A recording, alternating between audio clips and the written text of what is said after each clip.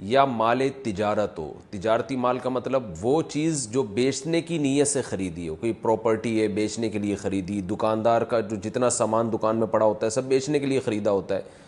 کوئی کپڑا آپ نے خریدا تھا, خریدتے ہوئے بیچنے کی نیت تھی, تو یہ تجارتی مال کہلاتا ہے. چوتھی چیز ہے نقد رقم, کیش, یعنی جو بھی آپ کے پاس بینک میں یا جیب میں جو کیش اماؤنٹ پڑا ہوتا ہے. یہ چار چیزیں ہو گئی. پانچویں چیز ہے ضرورت سے زائد سامان.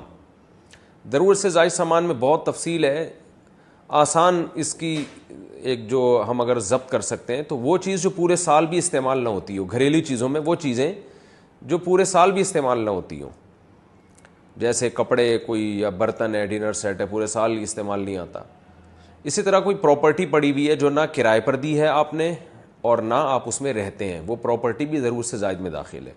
تو یہ جو پانچ چیزیں ہیں, کسی کے پاس یہ پانچ چیزیں, ان کی جو ویلیو لگائی جائے گی تو ان پانچ چیزوں کا مجموعہ اگر 52.5 تولہ چاندی کے برابر ہے. 52.5 تولہ چاندی آج کل 65-70 ہزار کے لگ بھگ ہے, نیٹ پہ سرچ کر لیے گا. تو کسی کے پاس یہ پانچ چیزیں, یا پانچ میں سے چار چیزیں, یا چار میں سے تین چیزیں, یا تین میں سے دو چیزیں, یا کوئی ایک چیز 52.5 تولہ چاندی کے برابر ہے, اور یہ بقرعید کی صبح صادق سے لے کر ذی الحجہ کی